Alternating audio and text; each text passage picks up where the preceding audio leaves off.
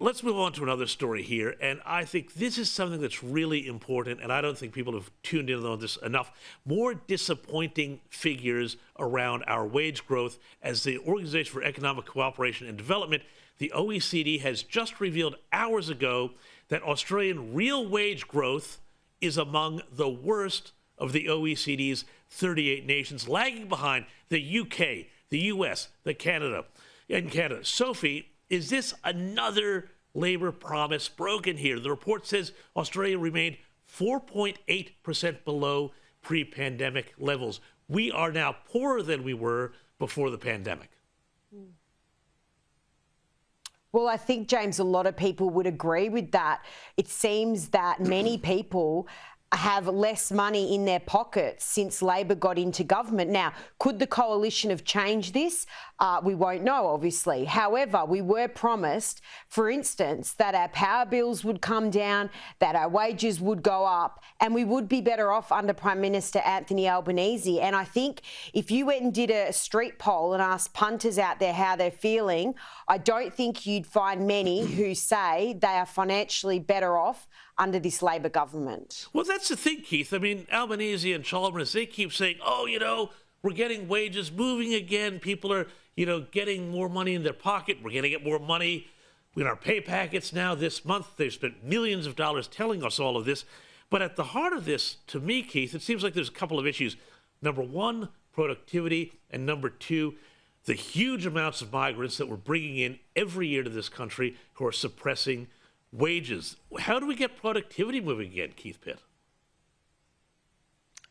Well, Jimbo's actually delivered on a commitment. He's got real wages moving. It's just the wrong direction. People are worse off. I mean, this is the fundamental problem. I mean, this is a treasurer who struts up to the dispatch box, models himself on Paul Keating, leans in on the elbow, and spends all of his time talking about Angus Taylor. None of those things help people deal with inflation, which is a direct result of the Labor government's policies. It doesn't get productivity improvements. It doesn't get more houses built. It got real wages moving in the wrong direction, and we will see more of this because Jimbonomics just doesn't work. And every single Australian, their dollar is now worth less than what it was when Labor came into government. They can buy less with it. The cost of everything is through the roof, and you're on the money. Unless you're going to address productivity and get inflation under control, this is going to continue.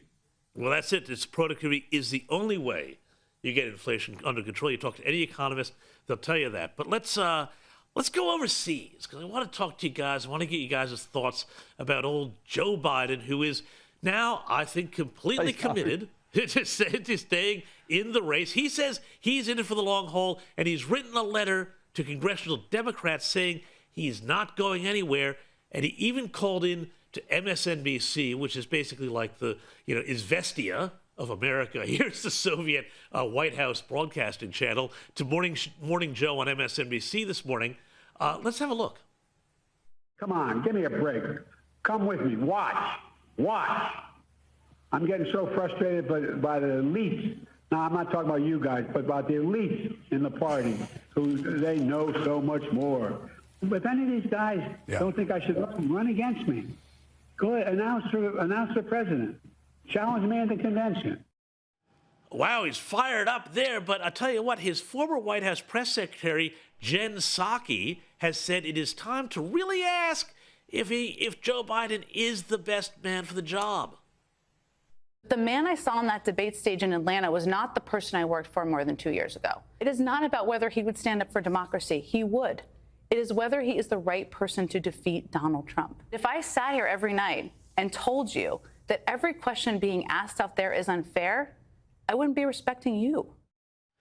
Sophie, this is a really big loss, I think, for Biden in terms of, his supporters, but also, as somebody who covers the media, what do you make of all of these people in the U.S. media who had spent years and years and years saying, no, Joe Biden's fine. All you people on, Sky News who say he's not, you guys are gaslighting. Well, they were gaslighting us. They knew, and now they're angry that they've been shown up. What do you make of the mood of the media in the U.S., Sophie? Well, James, you know this better than anyone, but quite frankly, I think the media have been quite appalling and not calling out Joe Biden for his failures, his cognitive failures that have been present and obvious for years. They have been, in total denial, James, over this. We were talking about this on Sky long ago and criticised heavily for this. But now they've finally woken up over there in America. And I think this is the gift that is just going to keep giving for Donald Trump. Why would he want Joe Biden to step aside?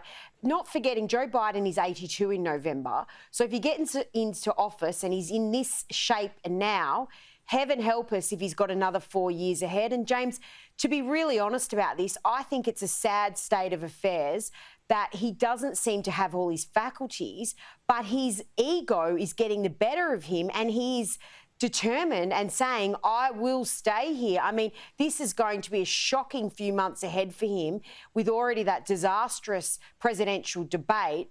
I mean, if that's the warm-up, heaven help us for the rest of what we've got ahead in months to go. And between now and the election and the inauguration day, all of the world's enemies, North Korea, Russia, China, will be all looking at this and thinking, who's in charge here? Keith Pitt, former Prime Minister John Howard, told this network earlier today, he said that were the United States in an Australian type of situation, in terms of a system of government, this guy would have been tapped on the shoulder long ago. Is he right? And is this a flaw in the otherwise glorious American constitutional system that there's no way really to move somebody on in this sort of situation? I was in Australia, he wouldn't be tapped on the shoulder, he'd be run over by the charge of the Light Brigade. Everybody in the House of Reps would be stepping up, apart from, of course, the 15 Nats who can never be Prime Minister because that's the arrangement. Yeah. But, I mean, it's just so blatantly obvious now. And the American people, they do deserve better, and so does the world. We rely on the United States for security. They're one of our greatest allies, in fact, probably the greatest defence ally that we have. And the idea that a country of 300 million people has no one else, I just think that's fanciful. Clearly there are others. Whatever needs to happen has to happen. It's their democratic system. That's how they get things done. But, mate, in Australia, you wouldn't have to step up and ask for a challenger. They'd already be there. There'd be a lot of hands up in that party room, I'll tell you what.